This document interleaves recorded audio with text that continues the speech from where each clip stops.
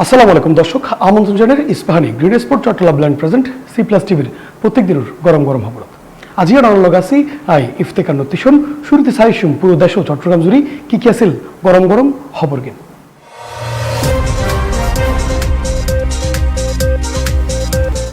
Police গ্রেপ্তার করিলেও জামিনে বাইরে যার সন্ত্রাসী হল, নির্বাচনের আগে সহিংসতা বাড়ার শঙ্কা।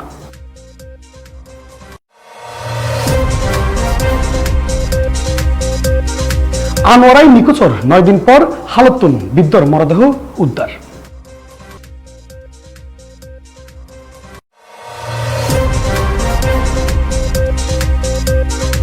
ভারতের উপদেশ অগ্রহণযোগ্য নসিহতর দরকার নেই। নয়াদিল্লিত নিযুক্ত বাংলাদেশ হাই কমিশনের তলবের পর এহতই পররাষ্ট্র উপদেষ্টা।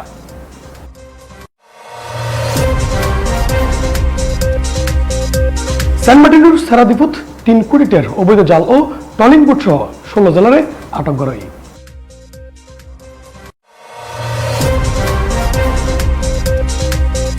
দর্শক, এতক্ষণ শুনুন সংবাদ শিরোনাম, এবার জানবই বিস্তারিত খবর। চট্টগ্রামের আনোয়ার উপজেলার নিকোচর 9 দিন পর হালতুন আবু সৈয়দ নামে এক বৃদ্ধর মরদেহ উদ্ধার করছে পুলিশ। বুধবার সকালে আনোয়ারা সদর ইসামতি হালতুন এই লাশ উদ্ধার করা হয়। বিস্তারিত সং আনোয়ারা প্রতিনিধি রেজাল করিম সাজুদার পাঠানো ভিডিওত। চট্টগ্রামের আনোয়ারা উপজেলাত নিখোঁজের টানা 9 দিন পর ইসামতি হালতুন আবু সৈয়দ নামের এক বৃদ্ধর মরদেহ উদ্ধার করছে পুলিশ। নিহত আবু সৈয়দ উপজেলার 10 নম্বর হাইলদর ইউনিয়নের পীরখাইন গ্রামের আব্দুর রাজ্জাক চৌকিদারের বাড়ির মালিকুজ্জামানের ফোয়া ও আনোয়ারা থানাধীন সদর এলাকার কেজি ভবনত ভাড়া বাসায় বসবাস করত। মানে আপনার কি একটা মাসামিল না তাবিজ দেই না, তাবিজ বিজিত লুঙ্কি বিজিত দে মানে ইয়ান ওনার কি আপনি কোনো মাথার সমস্যা স্ট্রোক দিল। ডিসেম্বরের 17 তারিখ বুধবার ফজর আনুমানিক 6টার মিকে উপজেলা খাদ্য গুদামের পাশে ইসামতি হালত উগ্র লাশ বাস্তু দেখে স্থানীয় বাসিন্দা মিলু আক্তার। খবর ছড়াই ফেললে উৎসুক জনতা ঘটনাস্থলত ভিড় জমায়। পরে বিষয়গান পুলিশ ও ফায়ার সার্ভিসরে জানানো হলে আনোয়ারা থানা পুলিশ ঘটনাস্থলত পৌঁছে মরদেহ উদ্ধার করে। মধ্যে যত জায়গা আছে অল মানে গ্রামগঞ্জ যতগুলো জায়গা আছে সবগুলো জায়গাতে আমরা গেছি। আমার ভাই গেছে, আমি গেছে, এমনকি আমার এলাকার এমন কোনো লোক নেই খুঁজে নেই, সবাই গেছে। এরপর আমার মনে মনে যেটা সন্দেহ ছিল আল্লাহ তাআলার হুকুম এটাই হয়ে গেছে। আপনারা কি নিশ্চিত হয়েছিল এটা আপনার বাবা? জি, যেমন নিশ্চিত। পা দেখলে বুঝতেছি, আমি মাথা দেখলেও বুঝতেছি, ফিট দেখলেও বুঝতেছি। আমি আমার বাবা সবগুলো আমার বাবার সেম। আমি দাড়িও আমার বাবার যেরকম, আমি আমারও ওরকম। ফাটা আমার ফাটা ছিল একদম সেম। লাশ উদ্ধারের খবর পাই ঘটনাস্থল ছুড়িয়ে নিহতর স্বজনলে। পরে পরিবারের সদস্য হলে লাশ আবু সৈয়দুর বলে শনাক্ত করে। এই সময় স্বজনলের হাজারিত পরিবেশ ভারী হয়ে উঠে। স্বজনলের দাবি দীর্ঘদিন ধরে অসুস্থ আছিল। গত কয়েক মাস আগে ব্রেন স্ট্রোক করে কিছুটা মানসিক ভারসাম্যহীনতায় ভুগত আছিল। মৃত্যুর সঠিক কারণ জানতে তদন্ত চলের বলে জানায় পুলিশ। হত্যা ও অস্ত্র মামলা সহ বিভিন্ন গুরুতর অপরাধী অভিযুক্ত চিহ্নিত সন্ত্রাসী হল জামিনে মুক্তি লইরে দেশত উদ্বেগ ও আতঙ্ক সৃষ্টি করে। সম্প্রতি ইনকিলাব মঞ্চের মুখপাত্র ও ডাহা 28 স্বতন্ত্র সংসদ সদস্য প্রার্থী ওসমান হাদির উপর হামলার ঘটনায় বিষয়ও আরও সমালোচনায়। হামলা জড়িত অপরাধী হল আগেও ডাহাতীয় সন্ত্রাসী কিংবা বিভিন্ন মামলায় আছিল অভিযুক্ত। পরে জামিন লইরে তারা মুক্তভাবে চলাফেরা করেন। পুলিশ নিয়মিত অভিযান করে গ্রেপ্তার করলেও আইনের ফাঁক ফকর দিয়ে তারা পার ফাইজার করে। এদিকে আসন্ন জাতীয় সংসদ নির্বাচনের সামনে রাখি আইন শৃঙ্খলা পরিস্থিতি নিয়ে শঙ্কা বাড়ার জনগণে। বিস্তারিত চল প্রতিবেদনত। যে সব মামলা আমার নিতে হবে কথা নাই, যে আপনার টাকার জন্য শুধু টাকার পিছনে আমাদের তো কিছু দায়িত্ব কর্তব্য, সমাজের জন্য রাষ্ট্রের জন্য আমাদের কর্তব্য আছে। হাজিরে যেভাবে গুলি মারছে এইসব এক্সপার্ট শীর্ষ সন্ত্রাসী হলো আনাগোনা বাড়ি গিয়ে তৎপরতা বাড়ি গিয়ে আন্ডারগ্রাউন্ড ওয়ার্ল্ড যারা আছে আর কি। বিশেষ করে প্রার্থী যারা আছেন তাদের প্রতি আমার রিকোয়েস্ট থাকবে যে আপনারা নিজেরাই একটা নিরাপত্তা বলয় তৈরি করুন। পরিচিত মানুষকে দিয়ে, যাদেরকে আপনি চেনেন, যারা আপনার অত্যন্ত পরিচিত, এবং এই পরিচিত মানুষের মাঝে এবং নিরাপত্তা বলয়ের মাঝে যাতে অন্য কোনো অপরিচিত মানুষ এসে আপনার নিরাপত্তা বিঘ্নিত করতে না পারে। হঠাৎ করে হত্যা মামলা ও অস্ত্র মামলা সহ বিভিন্ন গুরুতর অপরাধে অভিযুক্ত চিহ্নিত সন্ত্রাসী সকল জামিনে মুক্তি পাইতে শুরু করছি। বিষয় লইরে সম্প্রতি বিভিন্ন গণমাধ্যমত ধারাবাহিক প্রতিবেদনও প্রকাশিত হইয়ে। বিশেষ করে সম্প্রতি ইনকলাব মঞ্চের মুখপাত্র ও ডাহা ৮ আসনের স্বতন্ত্র সংসদ পদপ্রার্থী উসমান হাদিরে হামলার ঘটনায় এই বিষয়জ্ঞান আরো বেশি আলোচনা হইয়ে। যে কারণে হাদিরুরে হামলায় জড়িত 2 অপরাধী এর আগে ডাহাতি ও অস্ত্র মামলায় কারাভোগ করে জামিনত মুক্তি পাইয়ে। তারা কিভাবে জামিন পাইয়ে ইয়ানো এখন বড় প্রশ্নই দাঁড়াইয়ে। শুধু ডাহা নয়, চট্টগ্রামতো একই চিত্র দেখা যায়। বিভিন্ন মামলার আসামিও চিহ্নিত সন্ত্রাসী সকল একের পর এক জামিন পার। এই কারণে জনমনে ব্যাপক আতঙ্ক ও নিরাপত্তাহীনতা তৈরি হইয়ে। বিশেষ করে সামনে নির্বাচন, এই নির্বাচনের সময় শীর্ষ সন্ত্রাসী সকল যদি তারা আনাগোনা বাড়ি যাবি, তারা যদি তৎপরে যাবি, তাহলে মানুষ নির্বিঘ্নে ভোটাধিকার প্রয়োগ করে ফেরত না। দেখলাম তো একজন এমপি প্রার্থী অলরেডি ভোট নগরী বললে উনিহা প্রকাশ করছি নারায়ণগঞ্জ, নিশ্চয় ওর কোনো নিরাপত্তা জনিত কারণে হইও। এইভাবে একজন চিটংতে একজন দেখা গেছে এরশাদুল্লাহ ভাই আহতই, ওর গুলিবিদ্ধ কিছু তো মারা যাচ্ছে ফেরত, আল্লাহ ওরে হায়াত রেখে বলিয়া না। একইভাবে হাদিরে যেভাবে গুলি মারছে, এইসব এক্সপার্ট শীর্ষ সন্ত্রাসী হলো আনাগোনা বাড়ি গিয়ে তৎপরতা বাড়ি গিয়ে আন্ডারগ্রাউন্ড ওয়ার্ল্ড যারা আছে আর কি। ইতারে জামিন যাতে দ্রুত ন পায়, প্রসিকিউশনের একটা তৎপরতা তখন পড়িব।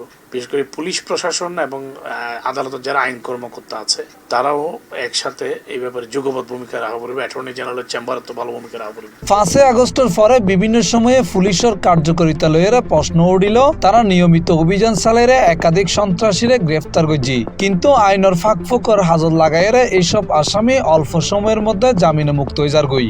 দেখুন, 5ই আগস্ট পরবর্তী সময়ে সারা দেশের আইন শৃঙ্খলা পরিস্থিতি স্বাভাবিক এবং প্রত্যাশিত রাখার জন্য, জনগণের প্রত্যাশিত মাত্রায় রাখবার জন্য আমরা কিন্তু বড় এবং ব্যাপক আকারে, বিশেষ করে যারা আইন শৃঙ্খলা পরিস্থিতি স্বাভাবিক রাখতে বাধা দিচ্ছে কিংবা নানান নাশকতার সঙ্গে সম্পৃক্ত বলে আমরা মনে করছি, তাদের ব্যাপারে কিন্তু বড় ধরনের গ্রেপ্তারি কার্যক্রম আমাদের চলমান ছিল এবং বেশ কিছু গ্রেপ্তার হয়েছে।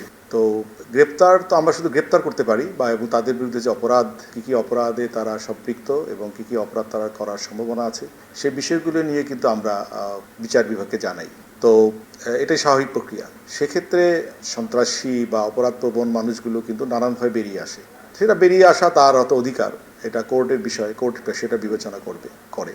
কিন্তু আমাদের জন্য এটা অনেক বড় চ্যালেঞ্জ, কারণ একজন অপরাধপ্রবণ ব্যক্তিকে বারবার গ্রেপ্তার করা অত্যন্ত কঠিন কাজ। এবং বিশেষ করে আপনি যে চট্টগ্রামের কথা ধরেন, চট্টগ্রামে এই শীর্ষ সন্ত্রাসী বা বড় বড় অপকর্মের সাথে সম্পৃক্ত যারা আছে তারা কিন্তু ঘটনা ঘটার পর বিভিন্ন জায়গায় লুকিয়ে থাকে, বারবার তাদেরকে ধরা যায় না। এই চ্যালেঞ্জটা আমাদের জন্য অনেক বড় চ্যালেঞ্জ। আমরা হয়তো জনগণকে হয়তো সেই বিষয়টা বোঝাতে পারছি না, বারবার গ্রেপ্তার করতে না পারার কারণে তারা আবার অপকর্মে জড়িয়ে পড়ছে। এই বিষয়ে আইনের ফাঁকফোকর কিভাবে হাজত লাগানোর তা জানিবেলে কয়েকজন আইনজীবীর লগে আরা হতা হইলাম। তারা হইয়ে দুর্বল চার্জশিট, মামলার তদন্তে গাফিলতি এবং জামিন সংক্রান্ত আইনি সুযোগের হারণে অভিযুক্ত সহজে মুক্তি পার। কোন শীর্ষ সন্ত্রাসী যদি জামিনে যোগী প্রয়োজনে এই জামিনের চ্যালেঞ্জ করে অ্যাপিলেট ডিভিশনে যা পড়িব, এই তো আইন কর্মকর্তার কাজ বা প্রশাসনের প্রসিকিউশনের কাজ।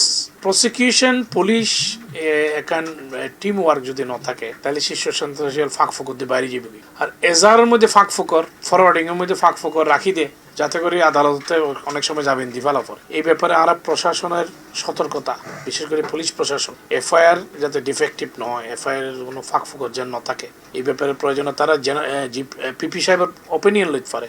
বহু সময় তারা চার্জশিট দেয়, চার্জশিটে ফাঁক ফোকর থাকে যে নিয়মিত চার্জশিট যিনি দুর্দর্শ মামলায় কিন্তু পিপিরে দেখন পরে, কিন্তু তারা ন দেখায়, তারা পিপিলি দেখাইতে নসায়, তারা তো আগ্রহ নেই।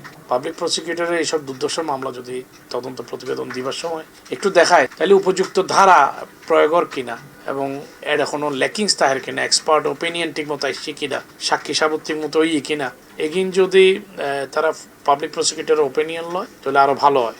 আমরা যারা আইন পেশায় আছি, আমাদের কাছে তো আসলে সবাই আসে যারা গ্রেপ্তার হওয়ার পরে। এখন বিশেষ করে এই জায়গাতে অবশ্যই আমাদের একটু দায়িত্বশীলতার পরিচয় দেওয়া যায়, সেটা হচ্ছে বিশেষ করে রাষ্ট্রের জন্য এবং সমাজের জন্য। আমার কাছে ধরেন এখানে সব আইনজীবী তো আপনার কোনো আইনজীবী বাধ্য না যে আপনার একজন শিশু সন্ত্রাসীর মামলা নিতে।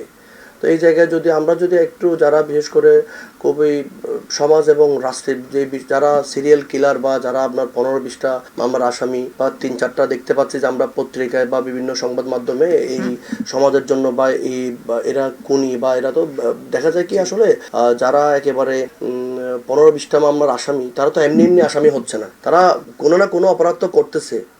হয়তোবা যদি দেখা গেল কি 5টা হত্যা মামলার মধ্যে আপনারও একটা দুইটা তো হয়তো ও কি করছে কোন করতেছে এই বিষয়গুলো আসতেছে। যারা শিশু সন্ত্রাসী ওরা যখন জামিনটা পেয়ে যায় তখন একটা মেসেজ চলে যায় যে আমি হত্যা মার্ডার করছি কি আমি তো জামিন নিয়ে ফেলছি। তো এখন পাশাপাশি ওকে ফলো করে আরো কিছু কি সন্ত্রাসী বা আপনার উদীয়মান সন্ত্রাসীগুলো কি ওরা ইন্সপায়ার হয় যে আমাদের বস তো জামিন পেয়ে গেল, কি হবে মানুষ মারলে বা এটা করলে। তো ওই জায়গাতে আসলে আমরা যারা আইনজীবীরা আছি আমরাও যদি একটু মোটামুটি একটু আন্তরিক হই, সমাজের জন্য দেশের জন্য দায়িত্বশীলতার পরিচয় দিই যে সব মামলা আমার নিতে হবে কথা নাই যে আপনার টাকার জন্য শুধু টাকার পিছনে, আমাদের তো কিছু দায়িত্ব কর্তব্য সমাজের জন্য রাষ্ট্রের জন্য আমাদের কর্তব্য আছে। ইন্ডিয়া আগামী 12 ফেব্রুয়ারি অনুষ্ঠিত হইতেযার ত্রয়োদশ জাতীয় সংসদ নির্বাচন গিরিয়ে এরই মধ্যে দেশের রাজনৈতিক অঙ্গন অস্থিতিশীল হয়ে পড়ছে। তফসিল ঘোষণার পরদিনই ডাহা 8 আসনের একজন সম্ভাব্য স্বতন্ত্র প্রার্থীর উড়ে প্রকাশ্যে দিনের আলোত ভয়াবহ হামলার ঘটনা আরো একেবারে দেশের আইন শৃঙ্খলা পরিস্থিতির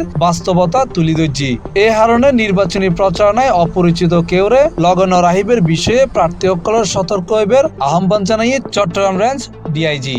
নির্বাচনের সাথে সম্পৃক্ত যারা রয়েছেন প্রার্থী, বিশেষ করে প্রার্থী যারা আছেন তাদের প্রতি আমার রিকোয়েস্ট থাকবে যে আপনারা নিজেরাই একটা নিরাপত্তা বলয় তৈরি করুন। পরিচিত মানুষকে দিয়ে, যাদেরকে আপনি চেনেন, যারা আপনার অত্যন্ত পরিচিত, এবং এই পরিচিত মানুষের মাঝে এবং নিরাপত্তা বলয়ের মাঝে যাতে অন্য কোনো অপরিচিত মানুষ এসে আপনার নিরাপত্তা বিঘ্নিত করতে না পারে সে ব্যাপারে আপনারা সতর্ক থাকবেন। এটা তাদের প্রতি আমার অনুরোধ। কারণ কোনো জনসভা থেকে বা কোনো কার্যক্রম থেকে যদি পুলিশ তাদের লোককে ধরে নিয়ে আসে সেটা শোভন হয় না, অশোভন হয়ে যায়। এজন্য আমরা তাদের প্রতি রিকোয়েস্ট করবো আপনারা একটু নিরাপত্তা বলয় তৈরি করেন। আমরা তো আমাদের মতো চেষ্টা করছি, দেখছি, এবং যদি কোনো সময় নিরাপত্তাহীনতার বিষয় থাকে আমাদের গোচরে আনুন, আমরা দেখব। কারণ আমরা চাই যে আপনার সঠিক নিরাপত্তার মাধ্যমে আপনারা প্রচারণা চালান এবং মানুষ যাকে ভোট দিতে চায়, একজন ভোটার যার পছন্দের ব্যক্তিকে ভোট দিতে চায় সেইটাকে আমরা এনশিওর করতে চাই। আমাদের এখানে কে কোন দলের কে নমিনেশন পেলো কি পেলো না এগুলো নিয়ে আমাদের দেখবার কোনো সুযোগ নেই। আমরা ভোটাধিকার প্রয়োগের ব্যাপারটা পরিপূর্ণভাবে নিরাপত্তার সাথে নিশ্চিত করতে চাই। ইনশাআল্লাহ আমরা সফল হব। এছাড়া আসন্ন নির্বাচনের সামনে রাখি অপরাধী অক্কলের উড়ে নজরদারি জোরদার গরিবের পাশাপাশি প্রার্থী অক্কলের নিরাপত্তা দিতে পুলিশ সর্বোচ্চ প্রস্তুত আছে বলে জানিয়ে তিনি পুরোপুরি নজরদারিতে আছে। যারা জামিনে বের হয়ে আসছে তারা অপরাধ করার চেষ্টা করছে, আমরা পুরো তাদের দিকে দৃষ্টি রাখছি। আমাদের সামনে পড়ার তো কোনো সুযোগ নাই এবং আমাদের কর্মতৎপরতার কারণে তাদের অপরাধপ্রবণ মানসিকতা বা অপরাধ প্রবণতা কিছুটা ঠেকিয়ে রাখা সম্ভব হয়েছে। দেখছি আমরা তাদের প্রতি আমার নজরদারি রয়েছে। রাজনৈতিক পট পরিবর্তনের হারণে অপরাধ জগত নিয়ন্ত্রণত পরিবর্তন আইসি। এই হারণে শীর্ষ সন্ত্রাসী তৎপরতা বন্ধে রাজনৈতিক সদিচ্ছা জরুরি। এখনই যদি শীর্ষ সন্ত্রাসী তৎপরতা শক্তভাবে দমন করা না যায় তৈলে ভবিষ্যতে পরিস্থিতি আরো খারাপ হবে বলে মনে করেন বিশ্লেষকল। সেন্ট মার্টিনের সেরাদ্বীপের অবৈধ আর্টিসানাল ট্রলিং বোট এবং 3 কোটির অবৈধ জাল সহ 16 জন জেলেরে অভিযান চালাইরে আটক গুজি কোস্টগার্ড এবং পরবর্তীতে তারারে টেকনাফ থানাত হস্তান্তর করা। বিস্তারিত সেন্ট মার্টিনের সেরাদ্বীপত অবৈধ আর্টিসানাল ট্রলিং বোট ও ট্রলিং জাল সহ 16 জন জেলেরে আটক গুজি কোস্টগার্ড। ডিসেম্বর 17 তারিখ বুধবার সকালে কোস্টগার্ড মিডিয়া কর্মকর্তা লেফটেন্যান্ট কমান্ডার সিয়ামুল হক এই তথ্য নিশ্চিত করেন। গোপন সংবাদের ভিত্তিতে গত 16 ডিসেম্বর মঙ্গলবার মধ্যরাত 1টায় কোস্টগার্ডের জাহাজ সবুজ বাংলা কর্তৃক সেন্ট মার্টিনের সেরাদ্বীপ সংলগ্ন দক্ষিণ পশ্চিম সমুদ্র এলাকাত উগ্র বিশেষ অভিযান পরিচালনা করা হয়। অভিযান চলাকালীন উক্ত এলাকাতুন উগ্র অবৈধ আর্টিসানাল ট্রলিং বোট জব্দ করা হয়। পরবর্তীতে জব্দকৃত বোট তল্লাশি করিয়ে প্রায় 3 কোটি টাকা মূল্যের 12 ট্রলিং জাল সহ 16 জন জেলেরে আটক করা হয়। জব্দকৃত আর্টিসানাল ট্রলিং বোট ও আটককৃত জেলেওয়ালারে পরবর্তী আইনগত ব্যবস্থা গ্রহণের টেকনাফ থানাত হস্তান্তর করা হয়। অন্যদিকে কুতুবদিয়ার বহিনঙ্গর এলাকাতুন অবৈধভাবে মায়ানমারত পাচারকালে দুয়া ইঞ্জিন চালিত বোট সহ 1750 বস্তা সিমেন্ট উদ্ধার এবং 23 জন চোরা কারবারিরে আটক করছে বাংলাদেশ নৌবাহিনী। বিস্তারিত প্রতিবেদনত। দেশ ও সমুদ্র সীমার সার্বভৌমত্ব সুরক্ষা, সামুদ্রিক নিরাপত্তা নিশ্চিতকরণ এবং সমুদ্র সুশাসন প্রতিষ্ঠার লক্ষ্যে নিয়মিত টহল কার্যক্রম চালায় যায় বাংলাদেশ নৌবাহিনী। এরই ধারাবাহিকতায় ডিসেম্বরের 16 তারিখ বঙ্গোপসাগরত টহল চলাহালে কুতুবদিয়ার বহিনঙ্গর এলাকাতুন অবৈধভাবে মায়ানমারত পাচার হালে সিমেন্ট বোঝাই 2 ইঞ্জিন চালিত বোট সহ 23 জন চোরা কারবারিরে আটক করছে বাংলাদেশ নৌবাহিনী। গোপন সংবাদের ভিত্তিতে জানা যায় উগ্র পাচারকারী চক্র শুল্ক ফাঁকি দিয়ে সমুদ্রপথে অবৈধভাবে মায়ানমারত সিমেন্ট ফাঁসানোর প্রস্তুতি লিত আছে। এই তথ্যের ভিত্তিতে সেন্ট মার্টিন ও তৎসংলগ্ন এলাকার টহল জোরদার করে বাংলাদেশ নৌবাহিনী। টহল চলাহালে বাংলাদেশের নৌবাহিনীর জাহাজ শহীদ মহিবুল্লাহ কুতুবদিয়া বাতিগরতুন প্রায় 46 মাইল দূরে 2 সন্দেহজনক কাটর বোট শনাক্ত করে। নৌবাহিনীর পক্ষতুন বোট দয়রে থামার সংকেত দেওয়া হলে তারা দেবের চেষ্টা করে। পরবর্তীতে বাংলাদেশ নৌবাহিনীর জাহাজ শহীদ মহিবুল্লাহ ধাওয়া চালায় এফবি আজিজুল হক ও এফবি রুনা আক্তার নামক 2 বোট আটক করতে সক্ষম হয়।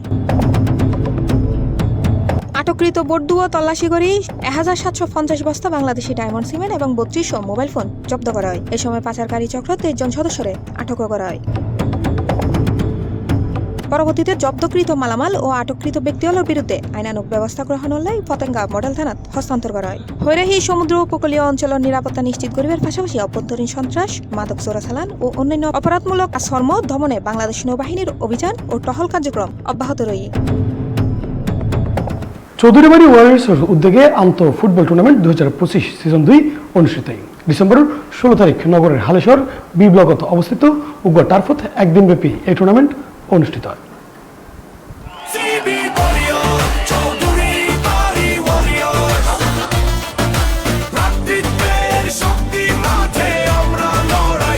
চৌধুরীবাড়ি ওয়ারিয়র্স কর্তৃক আয়োজিত আন্ত ফুটবল টুর্নামেন্ট 2025 সিজন 2 অনুষ্ঠিত হয়।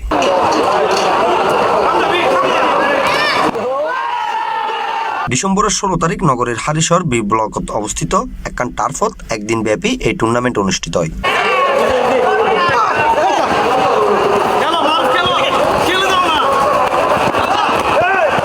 এই টুর্নামেন্টত অতিথি হিসেবে উপস্থিত আছিল হোটেল সেন্ট মার্টিনের চেয়ারম্যান হিরু, ট্রান্সপোর্ট ব্যবসায়ী মাহবুব, সিএনএফ ব্যবসায়ী মোশারফ, আসিফ, মামুন, বিশিষ্ট সিঙ্গার রাইসুল, অ্যাডভোকেট শওকত, সুলতান মাহমুদ ওহিদ, গার্মেন্টস ব্যবসায়ী কামরুল, নজরুল ও প্রধান উপদেষ্টা সুলতান মোহাম্মদ আলমগীর চৌধুরী সহ আরো বিশিষ্ট ব্যক্তিবর্গ।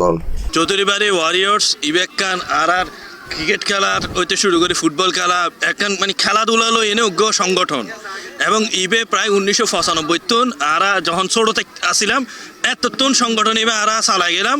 এখন আরা তো বড় হয়ে এলাকার ছোট বড় ব্যাগিন লই না আরা সংগঠন এবার এখনও চালাই যায় এবং প্রতি বছর 16 ডিসেম্বরত আরা অনুষ্ঠান করি এবং একখান ম্যাচ টুর্নামেন্টের আয়োজন করি। গত বছরও করছি, আরা এবার দ্বিতীয়বারের মতো আয়োজন করছি। প্রতি বছর পিকনিকও করি, গতবারও করছি, এবারও করছি। প্রথমে ধন্যবাদ চৌধুরীবাড়ি ওয়ারিয়র্স যারা আয়োজক। স্বাস্থ্যই সকল সুখের মূল। তো স্বাস্থ্য ঠিক থাকে ভালো, খেলাধুলা গরম পরিবেশ বিকল্প নাই। এগুলো তো আর আগের আর বাই হয়ে গিয়ে অলরেডি যে ওরা একসময় খেলা হয়তো এখন যেহেতু টেকনোলজি অনার সোশ্যাল মিডিয়ার অ্যাক্টিভিটিস বেশি বাড়ে গিয়ে খেলাধুলা কমে গিয়ে তখন যে আগে মাঠ আসিল, বিশাল বিশাল মাঠ আসিল, মাঠও নাই। এখন তখন যে টার্ফ সেশন চলে এসছে। হ্যাঁ, তো এইবে আসলে খুব ভালো দিক। উক্ত টুর্নামেন্টত যমুনা, সুরমা, কর্ণফুলী, মেঘনা ও পদ্মা দল অংশগ্রহণ করে। ফাইনাল খেলাত যমুনা দল 1-0 গোলে সুরমা দলরে পরাজিত করিয়ে চ্যাম্পিয়ন্স ট্রফি অর্জন করে। এই উদ্যোগটা খুবই সুন্দর। আমি আজ থেকে প্রায় 5 বছর ওনাদের সাথে এই সম্পৃক্ততা আছি এবং এই উদ্যোগটা আমার খুব ভালো লাগতেছে এবং যুব সমাজকে এবং তরুণ সমাজকে উদ্বুদ্ধ করতেছে। বিজয় দিবসের আয়োজনের মাধ্যমে খেলাধুলা শুধুমাত্র ভক্তিবোধ নয়, বিজয় দিবসের চেতনাকে নতুন প্রজন্মের মাধ্যমে ছড়াই দেওয়া আর উদ্দেশ্য। ইনশাল্লাহ আগামীতে আরো বড় পরিসর হইব যদি আর সিনিয়র সকলের সহযোগিতা থাকে আর ব্যাকের দোয়া থাকে ইনশাল্লাহ।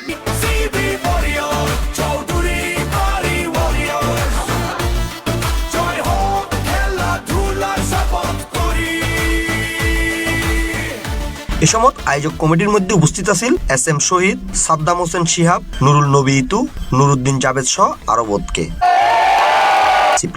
পররাষ্ট্র উপদেষ্টা তৌহিদ হোসেন হুই বাংলাদেশের নির্বাচন লইরে ভারতের উপদেশ সম্পূর্ণ অগ্রহণযোগ্য। সামনে আর ভালো নির্বাচনের মেকেজার এখন ভারতের নসিহত দেওয়ার হনদর হার নাই। বুধবার বিকেলে পররাষ্ট্র মন্ত্রণালয়ের সাংবাদিকদের এক প্রশ্নের জবাবে তিনি এসব কথা হয়। ভারত যদি তাকে থামাতে না চায় আমরা থামাতে পারবো না, এটা আমাদেরকে বুঝে নিতে হবে আমাদেরকে। পররাষ্ট্র উপদেষ্টা তৌহিদ হোসেন হইয়েই বাংলাদেশের নির্বাচন লই ভারতের উপদেশ সম্পূর্ণ অগ্রহণযোগ্য। সামনে আর ভালো নির্বাচনের মেকেজার এখন ভারতের নসিহত দেওয়ার হন দরকার নেই। সর্বশেষ যে বক্তব্য তাদের এসে তাতে কিছু নসিহত করা হয়েছে আমাদেরকে। এই নসিহত আমি মনে করি না যে এটা কোনো প্রয়োজন আছে আমাদেরকে এভাবে করার। আমরা বাংলাদেশে নির্বাচন কেমন হবে এটা নিয়ে আমরা আমাদের প্রতিবেশীদের উপদেশ চাই। আমরা এই সরকার ডে ওয়ান থেকে স্পষ্টভাবে বলে আসছে যে আমরা একটা অত্যন্ত উচ্চমানের মানুষ যেন গিয়ে ভোট দিতে পারে সেই পরিবেশ সৃষ্টি করতে চাই, যে পরিবেশ গত 15 বছর ছিল না। ডিসেম্বরের 17 তারিখ বুধবার বিকেলে পররাষ্ট্র মন্ত্রণালয় সাংবাদিকদের এক প্রশ্নের জবাবে উপদেষ্টা এসব কথা হয় এবং এর আগে নয়াদিল্লিতে নিযুক্ত Bangladesh high commissioner M Riaz হামিদুল্লাহরে তলব করে ভারতের পররাষ্ট্র মন্ত্রণালয়। এর 1 ঘন্টার মাথাত এমন মন্তব্য করে উপদেষ্টা যে তারা জানে যে এর গত আগে 15 বছর ধরে যে সরকার ছিল, যে সরকারের সাথে অত্যন্ত মধুর সম্পর্ক ছিল, তখন কিন্তু এই যে নির্বাচনগুলি প্রহসনমূলক হয়েছে তখন তারা একটি শব্দ উচ্চারণ করে না। এখন সামনে একটা ভালো নির্বাচনের দিকে আমরা যাচ্ছি, এই মুহূর্তে আমাদেরকে নসিহত করার তো কোনো প্রয়োজন নেই, আমরা জানি আমরা কি করব। হাই কমিশনারের তলবগুলি কি হয়ে তাহলেই ভারতের পররাষ্ট্র মন্ত্রণালয় উগ্র সংবাদ বিজ্ঞপ্তিও দিয়ে যেটা বাংলাদেশের আসন্ন নির্বাচনেই প্রসঙ্গ আছে। এতে বলা হয় শান্তিপূর্ণ পরিবেশ, অবাধ সুষ্ঠু ও বিশ্বাসযোগ্য নির্বাচন আয়োজনের আহ্বান জানিয়ে ভারত বাংলাদেশের অবনতির নিরিখে তাহা নিরাপত্তা পরিস্থিতি লইরে নয়াদিল্লি উদ্বিগ্ন। এছাড়াও উপদেষ্টা তৌহিদ হোসেন হয় গত 15 বছর নির্বাচন লইরে ভারত এমন বিবৃতি দেতে নদী এখন তারা দেওয়ার নসিহত আর মানতাম না। ভারত চাইলে শেখ হাসিনার বক্তব্য দেওয়া থামাইতে পারে। তিনি ভারতত বইরে গণমাধ্যমত বক্তব্য দেন, পাশের দেশত বইরে দেশের অস্থিরতা সৃষ্টির চেষ্টা করেন। সংযুক্ত আরব আমিরাতত 16 ডিসেম্বর যথাযথ মর্যাদায় ও উৎসব মুখর পরিবেশে বাংলাদেশের 54তম মহান বিজয় দিবস উদযাপন করা। আবেদব্যস্ত বাংলাদেশের দূতাবাস ও দুবাইয়ের বাংলাদেশের কনসুলেট জেনারেল যৌথ উদ্যোগে এবং প্রবাসী বাংলাদেশীদের অংশগ্রহণে এই দিবস পালিত হয়।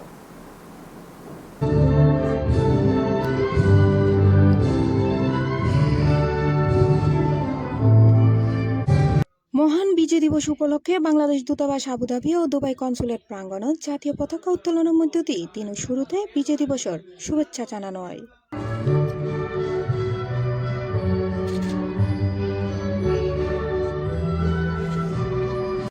আবুধাবির জাতীয় পতাকা উত্তোলন করে রাষ্ট্রদূত তারেক আহমদ এবং দুবাই কনসুলেট পতাকা উত্তোলন করে consul general Mohammad Rashiduzzaman. Councillor Touhid ইমামের সঞ্চালনায় বাংলাদেশ দূতাবাসত বাংলাদেশ সরকার ও রাষ্ট্রপতির বাণী পাঠ করে দূতাবাসের উপমিশন প্রধান শাহনাজ আক্তার রানু, প্রধান উপদেষ্টার বাণী পাঠ করে লেবার কাউন্সিলর মোহাম্মদুল্লাহ খান, পররাষ্ট্র উপদেষ্টার বাণী পাঠ করে প্রথম সচিব রুবাইয়া আফরোজ। প্রথমেই আমাদের রাষ্ট্রপতি বাণী পাঠ করার জন্য আমাদের দূতাবাসের মিনিস্টার শাহনাজ আক্তার রানু ম্যাডামকে বলতে। আজ 16 ডিসেম্বর মহান বিজয় দিবস। এই দিনটি আমাদের জাতীয় গৌরবের প্রতীক, স্বাধীনতার চূড়ান্ত সাফল্যের স্মারক। যুদ্ধ শেষে এই দিনে আমরা পাই কাঙ্ক্ষিত বিজয়ের স্বাদ।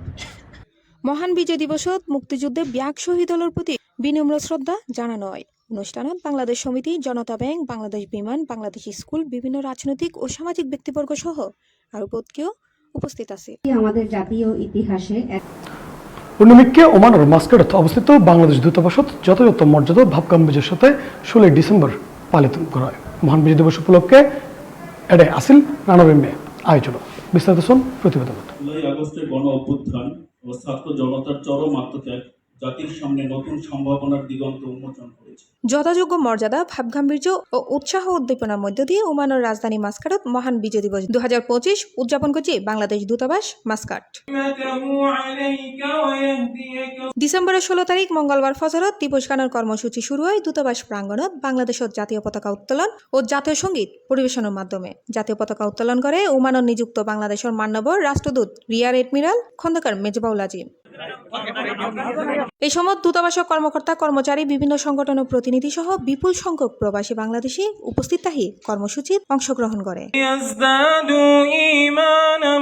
পতাকা উত্তোলন শেষে দূতাবাস প্রাঙ্গণত স্থাপিত অস্থায়ী শহীদ মিনারত জাতির শ্রেষ্ঠ সন্তানলর স্মরণে পুষ্পার্পণ করা হয়।